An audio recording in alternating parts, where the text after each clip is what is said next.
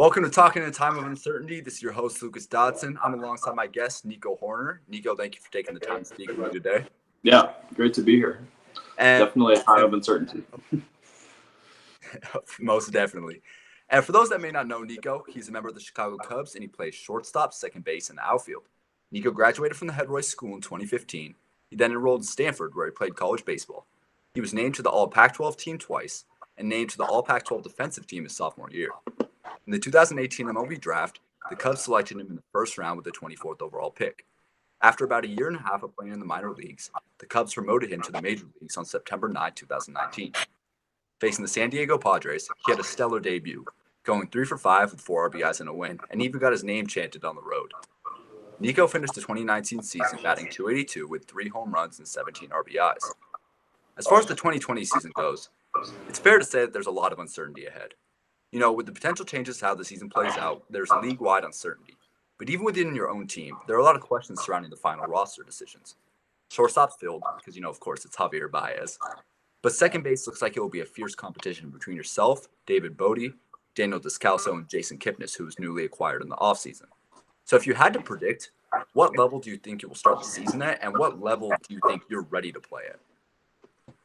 Well, that question is very different now compared to what that question would have been at the end of the normal spring training, because where we're at now, there's pretty much not going to be a minor league season. Yeah. So it's either I'm on the major league team or I'm kind of just hanging out, waiting to back up if need be. So definitely a different situation now than ever before in baseball. And so there's going to be an expanded roster from 26 to either 28 or 30. So hopefully for guys like myself and other young players around the league, that gives them a little more opportunity, but definitely not set in stone at all. No, yeah, and definitely, I feel like someone at your age, you could definitely benefit from time in AAA, despite how ready you may or may not be for the MLB. But obviously, with this year and the absence of a minor league season, that changes things up so much. But, you haven't really worked with that much, but you're competing for a roster spot with him. So, have you had any impressions with players like Kitness, or has he just been kind of a name on paper for you?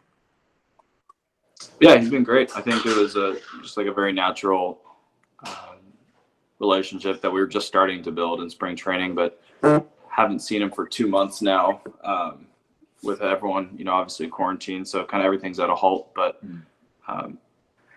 yeah, definitely a positive relationship, as well as the other guys that are at the same position. Yeah. And one of those guys, Ian Happ, you're sharing a house with him right now. Is that right?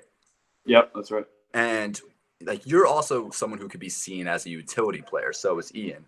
And have you guys ever talked about, you guys being in similar positions, and how do you guys push yourselves to be the best versions of yourself?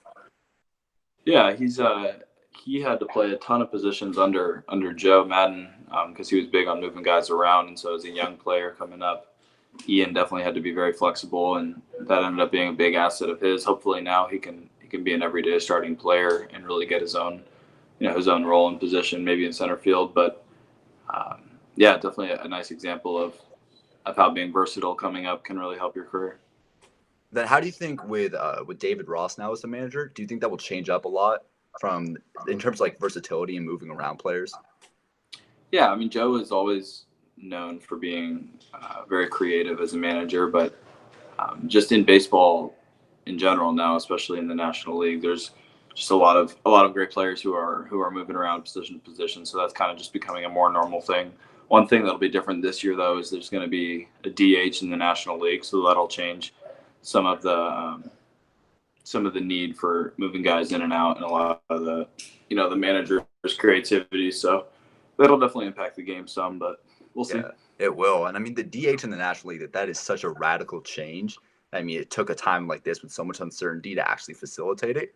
What do you think of this whole new proposal, the 82 games, possibly more games in centralized sites? Is that still right? That they keep games kind of more localized in certain areas and regions? I think it's going to end up. I think we're going to end up playing at our own stadiums, but there's going to be no fans, and it's going to be a very different feeling of baseball. But in general, I think it's going to be a year that in the future people look back on as whoa, that was a year that definitely changed baseball, because I think there's going to be a lot of new rules implemented And I hope it's for a positive, because baseball, I think this year is going to go a long way in determining the future of baseball in a lot of ways. Because if we don't end up having a successful year this year as a sport, I think it's going to have a negative impact. But it's also a great opportunity, and potentially being one of the first sports back, and having the national attention back on sports, and a chance to provide a bunch of positivity for people that haven't really had much to look forward to throughout the day or the weeks. And so hopefully it can be a positive thing for baseball, and we can spread that. Yeah, it's gonna be like interesting to see exactly how they're gonna gauge, what the success is. Because usually you can just look at something like fan attendance and think, if you're selling out games, you got people excited to come watch your team play, then that's a good sign of how the play is. But with no fans and no fans even allowed to come, I guess it's just gonna be based off of TV ratings. Like, how as a player will you gauge whether this season is moving along well and things are operating smoothly? I think it's just like if the games feel competitive and the big moments are intense, and you're still enjoying it. Obviously, it's going to be in a very different format. So I think it's just going to be about being able to adjust and take the positives and things as you can. Yeah. And let's get to you and your path to making the MLB. So obviously, I'm focusing this interview on uncertainty, and because we are in a time of so much uncertainty. And was there a moment on your path to becoming an MLB player where your immediate or long-term future felt rather uncertain?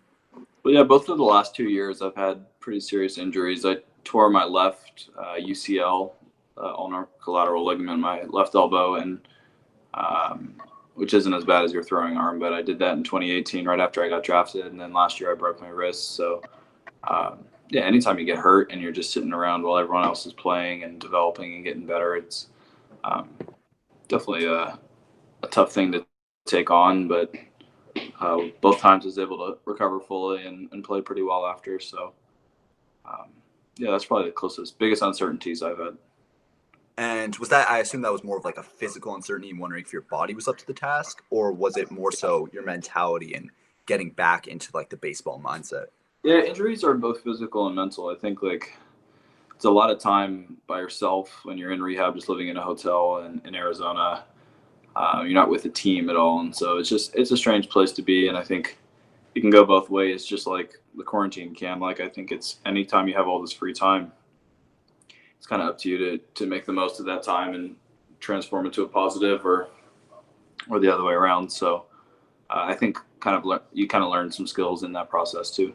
Yeah, totally. And I always feel like athletes, when you suffer a big injury, regardless of your stature as like a top prospect or a star or just some bottom of the bench guy, you know, the injury, you keep like looking at the general managers and looking at the front office thinking, will they think that this is debilitating me? Do they think that this is gonna, ruin my future? Then eventually, like could possibly release you or cut you or trade you.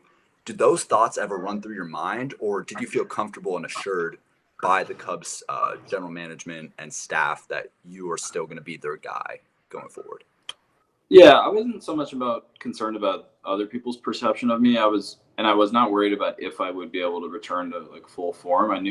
Neither of my injuries were bad enough to, I think, be like career changing, but it was more just the thought of like missing out on time to develop, which is really, what the minor leagues and your whole career is about, is constant development. So when that kind of gets put on a halt, that's what kind of stressed me out at times, but um, nothing really you can do about it at that point.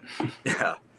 Did you have anything or anyone in particular who really helped you through these injuries and helped you get back to the player you are? Yeah, I think it's just similar to now. You always kind of have, hopefully, those central people to fall back on, whether it's your family, your girlfriend, your best friends, or whoever it may be. And those are people that I'm lucky to have, and those relationships have been extra important these days too. Yeah, I totally get that. And right now, during these times, with your uncertainty, have you been able to stay close in contact with your Cubs teammates that are outside of the house you're in right now? And how have you and your teammates stayed engaged with one another and had some sort of team feel during this time? Yeah, it's difficult. Um, a team is so much about sharing a locker room and physical space and shared experience and things like that. And so when you separate that all the way, it's pretty tough to do. For a while, well, we've been doing every Sunday at 1 o'clock. We've been doing a kind of a hitters Zoom call, which has been funny. Sometimes serious, sometimes not at all, and just kind of like a way to see people's faces and hear what they're thinking and stuff. But I think that's going to be pretty important because, without fans and with less media and just less people in general at the games, all you really have is your team. Yeah. So I think it's a time where more than ever, where being close with your teammates is going to be important. There's going to be a whole lot of regulations about us even hanging out with each other or being around each other, obviously. Yeah. So that'll impact it, but I'm sure we'll find a way to make it enjoyable. And how has your new manager handled it, David Ross? How has he, kept the team together and, still gotten his foot in the door and gotten comfortable with the team? Yeah, I think it's all about managing expectation with there's so many false reports and bad news in media just spewing out information that they don't know about a lot of the time. And so I think he's done a nice job of just being honest. And when he doesn't know an answer to something, he's not making something up to make us feel good about if we're going to play or when we're going to play. And so I think that's pretty valuable and a good way to gain trust. Yeah, and the Cubs really get a lot of that bad and false rumors. I feel like there's always a new trade rumor about either Chris Bryant or Anthony Rizzo, or like next thing you know, Contreras is on the block. Why do you think it's the Cubs that so often get targeted by these reports? They won a World Series 3 seasons ago, so I know it's the team that's capable. In 2018, I think they won 95 games and lost in the wild card game, and it was a total failure of a season, and everyone's fine. And obviously, the goal is to win a World Series, but it seems like there's always something. But that's kind of also like it's like a blessing and a curse, I guess, to play in a big market. And there's always going to be eyes on you on the team, and we're fortunate to have a lot of amazing players, and with that comes a lot of attention. And so I think it's a good thing in the big picture. Yeah, and I know sometimes those rumors can hurt a team and make people feel like one star has their foot out of the door when they really don't.